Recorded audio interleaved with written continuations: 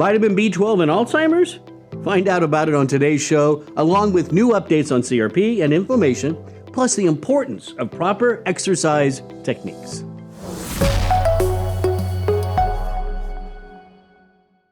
Hey, can vitamin B12 help dementia? Stick around and find out. All right, we're going to talk about vitamin B12, Dr. Crystal. One of my favorite things that we do is when we talk about a simple vitamin.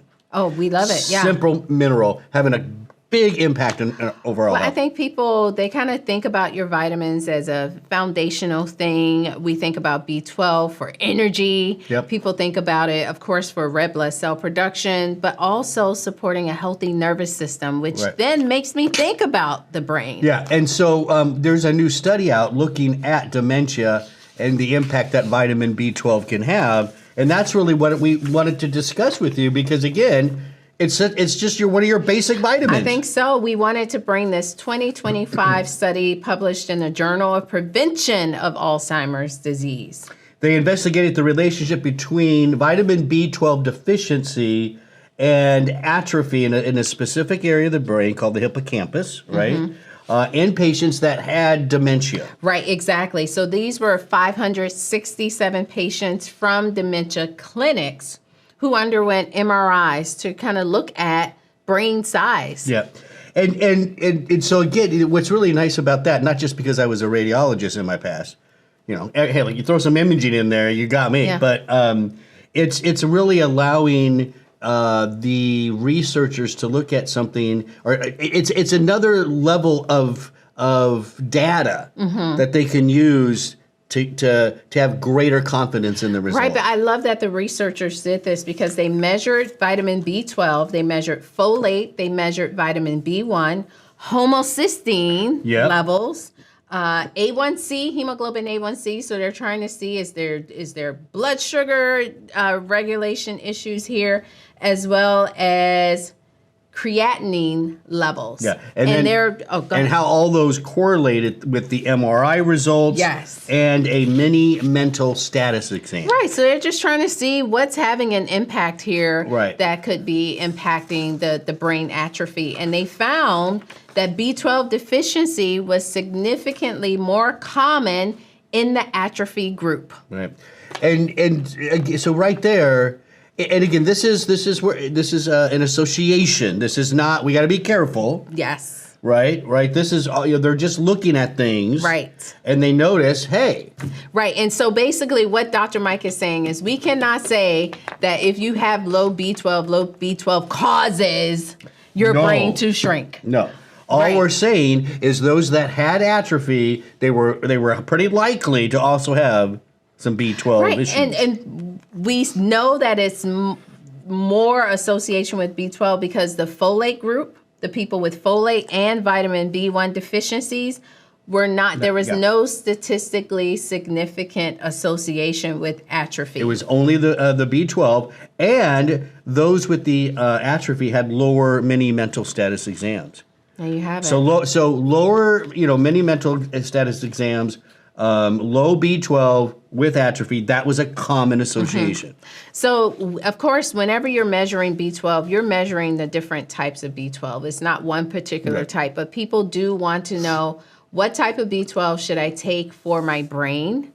And I like to say, well, your two active forms of B12, methylcobalamin and adenosylcobalamin. Yeah. People may not be familiar with adenosylcobalamin, but that is one where we specifically have some in vitro data showing that it has a unique ability to protect neurons. Neurons, yeah. It gets in the brain well, gets in there and offers that protection. So those are going to be the two forms you're going to want to look for. Again, listen, it's just good information. That's right? it. Another thing for you to investigate and fix if you're deficient. And we should investigate it more. Hopefully somebody takes, when you have these kind of association studies, you should take them and think, okay, let's develop a better study here looking at B12. Right. And let's give them B12. And let's see so it becomes an intervention from this association. And that's how you build We'll look out for that confidence research over time in the data. So, consider B12. You're at risk for dementia. You're just nervous about it. Talk to your doctor. Is B12 something I should be taking on a daily basis. You want to learn more? Visit lifeextension.com/B12. That's a magazine article looking at the impact of slightly low vitamin B12 on brain age. That's a good one, right? Hey, coming up next, our Health Watch on chronic inflammation. Today, we're tackling a silent threat that many doctors now believe is the common denominator for many age-related diseases: chronic inflammation. When you hear inflammation, you probably think of a sprained ankle, swelling, redness, and pain. That's acute inflammation, and it's a vital part of your body's healing response. But we're talking about chronic inflammation. This is a low-level smoldering fire inside your body that doesn't shut off. Over time, this constant inflammatory state is associated with a significantly increased risk for serious disease.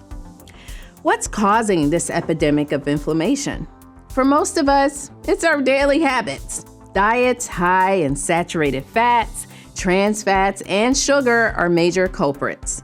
Also, smoking, chronic stress, poor dental care, and especially disrupted sleep and weight gain can all fuel that inflammatory fire. But here's the good news. This is highly reversible. But first, how do you even know if you have it? That's the challenge. The symptoms are usually vague and easily dismissed as just getting older. We're talking about persistent brain fog, chronic joint aches and pains, a stiff back and neck, frequent headaches, poor sleep, and even depression. If that list sounds familiar, it's time to take a look deeper. The single most important marker to ask your doctor about is high sensitivity CRP, or C-reactive protein. This is a protein your liver produces in response to inflammation, and it's the best overall indicator we have. The American College of Cardiology recently issued a scientific statement on inflammation and cardiovascular disease that recommends CRP screening for primary prevention. They identify an increased inflammatory risk if your level is greater than 3 milligrams per liter. You can calm inflammation by focusing on a healthy diet rich in fiber, losing excess weight, increasing physical activity, and learning to manage stress. These are all powerful interventions. Nutritional add-ins like omega-3 fatty acids and curcumin have also been shown to be very effective. Inflammation is silent, but it is potentially deadly when uncontrolled. The first step is to know your numbers. To learn more about the CRP test, visit lifeextension.com/CRP. Coming up, power moves, the proper exercise techniques you should use. Push-ups, lunges, squats, great exercises if you do them right. Proper exercise technique is essential. You know, more and more people in the office are trying to get exercise. It's great.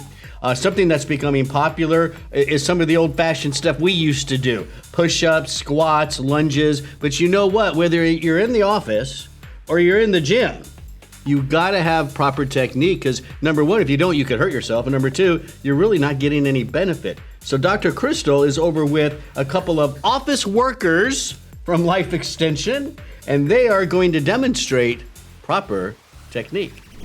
All right, thank you, Dr. Mike. Now we are here with Louis, and he's going to demonstrate the proper form for a lunge and a squat. But just in general, some mistakes that people tend to make if you're using weights is using weights that are too heavy. Slowly work your way up to those heavier weights. Not engaging the core is one, and rushing is another mistake people make. When you're rushing, you tend to lose your form.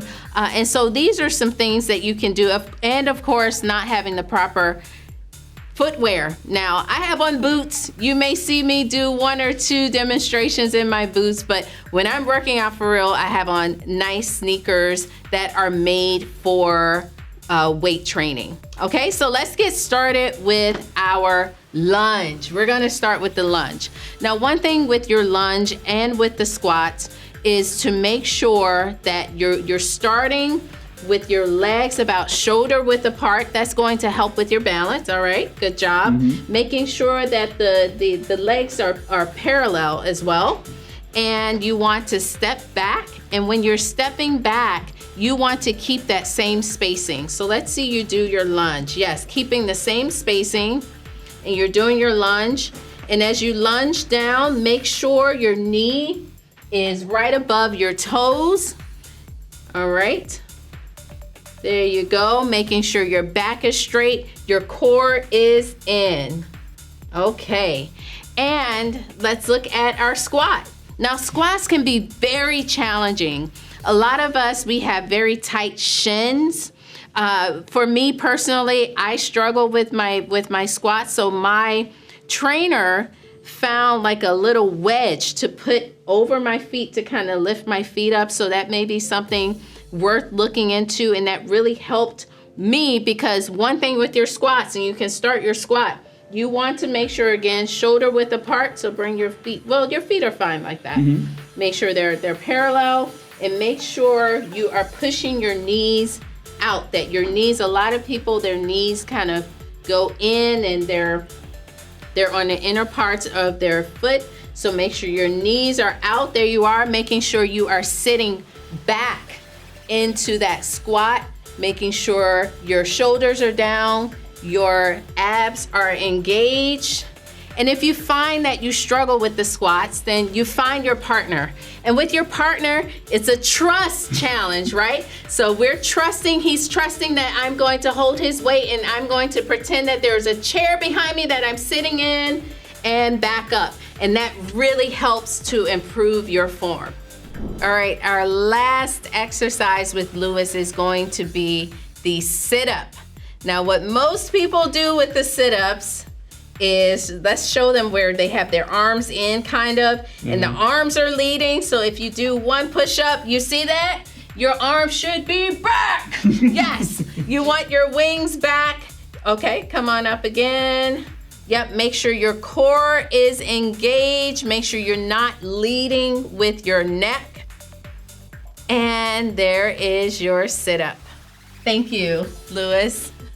Now we have Cameron demonstrating the mighty push-up. This is one where I think a lot of people just get it all wrong. And first thing, let's see your push-up stance, Cameron. So Cameron's stance looks pretty good. You see that his arms are below his shoulders. Some people, their arms are further out. For the push-up, you want your arms in, you want your belly sucked in tight. You want your head aligned with your spine. Let's see that push up. Just give us a couple. There we go. Some people, they're looking up at people who are looking at them if they're in the office. Nobody's looking at you. Just get those push-ups in, and there's your form. Now, there are two more mistakes I would like to mention. One is not asking for help. If you're unsure, something feels uncomfortable, you're feeling pain, immediately stop that movement. And the final mistake is not trying at all. So get out there, get moving, stay fit. Back to you, Dr. Mike. Well, that was pretty good stuff. I thought the guys did pretty good.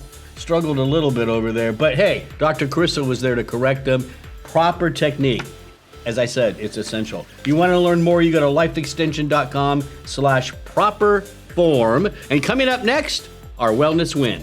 Thanks for watching. Don't forget to like, subscribe, and hit the bell to get notified every time we post a new video. Real Wellness is brought to you by Life Extension. You can get $10 off $50 or more, plus free shipping at lifeextension.com.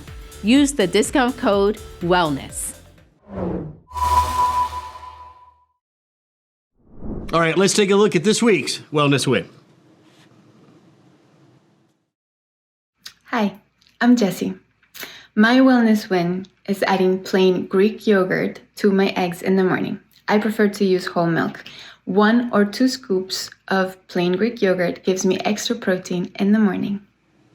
Hey! I've never heard of that, but I'm going to try it tomorrow. now. Yeah, you know me. And that's a good breakfast. We've talked about breakfast, high protein intake. That's going to keep you fueled and feeling like you're not starving through more of that morning. Yes, Jesse, I have so many questions. Now I'm wondering, are these scrambled eggs? I think that's what she's doing. Because usually you do put a little milk in your eggs when you're scrambling them up. Yeah. Fantastic way. I bet they're real fluffy that way. Yes, they're probably fluffy.